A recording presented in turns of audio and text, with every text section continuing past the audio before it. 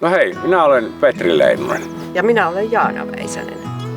Haemme yhteistyökumppania maatilallemme Kukkolankosken Luomu.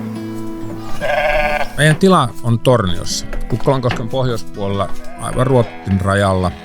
Olemme nykyisin lammastuotteita tuottava luomukotieläintila. Aiemmin olemme tuottaneet myös luomuvihanneksia, mutta voimavarat ja aika eivät riitä sekä lammas- että vihannestuotantoon, joten viime vuodet me ollaan keskitytty lampaisiin. Toivomme, että yhteistyökumppanimme ottaisi vastuulle joko lammastalouden tai erikoiskasvituotannon kehittämisen ja pyörittämisen. Tämä tarkoittaa, että tilalla toimisi 2 yritystä. Ja koska me ollaan Petrin kanssa jo 60+, kumppaniksi alkavalla on mahdollisuus tulla myös koko tilan jatkajaksi ennen pitkää. Isoisäni osti tämän meidän tilan noin 100 vuotta sitten ja tässä loppui tuotanto 70-luvulla. Me käynnistettiin tilaa uudestaan 2004, kun me muutettiin tänne, eli aloitettiin aivan tyhjästä. Kaikki tilan tuotantorakennukset me ollaan itse tehty, pajarakennus valmistuu tämän vuoden aikana. Meidän tavoite on, että tilan toiminta ja tuotanto jatkuisi myös kun eläköidytään. Meillä on peltoa reilusti enemmän mitä lampaiden rehuntuotantoon. Tarvitaan tällä hetkellä, eli noin reilut 80 hehtaaria. Sen lisäksi meillä on luonnonlaitumia suunnilleen saman verran lisää. Meillä on tällä hetkellä noin 120 Suomen lammaspuuta. Puolet niistä karitsoi maalis-huhtikuulla ja puolet elosyyskuussa. Eläimet laiduntaa vuosittain touko-kesäkuun vaihteesta lokakuun alkuun. Laitumina on pääosin luonnonlaitumia. Ympäristöhoito onkin merkittävä tulonlähde meille.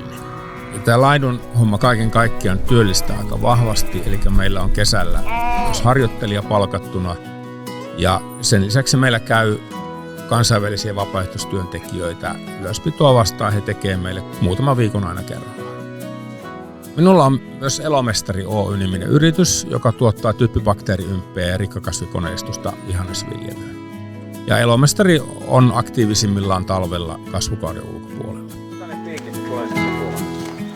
Meillä on jonkun verran koneistusta vihannestuotantoon, kuten tarkkuuskylvökone, harat ja naatista nostava nostokone. Kauppakunnostus- ja kylmävarastoa vihanneksilla tilalle ei vielä ole. Tähänastisten kokemusten perusteella ristikukkaiset vihannekset menestyy pelloillamme hyvin, porkkana myös. Ja varhaistuotanto tässä Perämeren pohjukassa ei ole se valinta, vaan varastovihannekset on se, mihinkä me ollaan satsattu. Meidän tila on kannattavuuskirjanpitotila ja olemme myös lampaiden tuotosseurannassa. Me ollaan suunnitelmallisesti kasvattaneet tilakokoa sekä ojittaneet ja perusparantaneet kaikki peltolohkot. Kannattavuuden osalta me ollaan tämmöinen keskiarvo lammastila. Tuotosseurannassa ollaan 10 kärjessä listalla omassa katraskokoluokassa.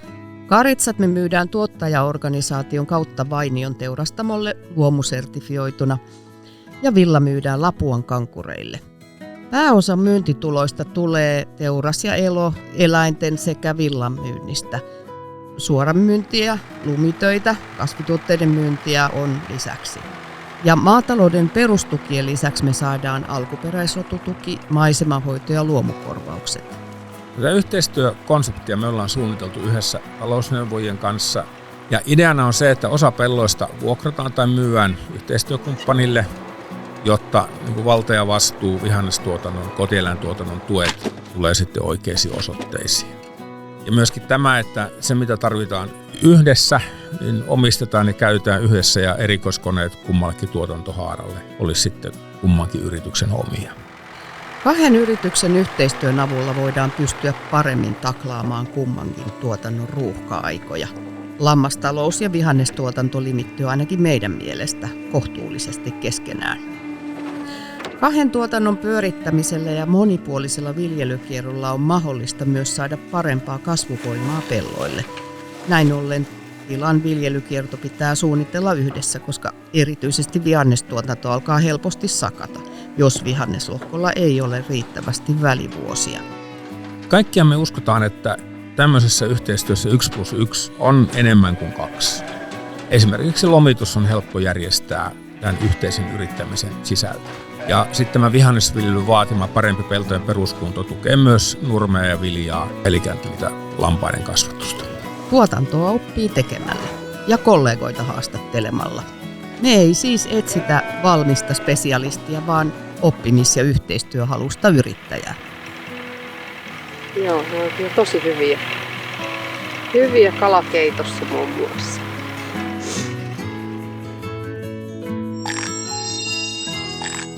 Jos kiinnostuit, tule käymään. Katsotaan yhdessä, olisiko tämä sulle hyvä ratkaisu.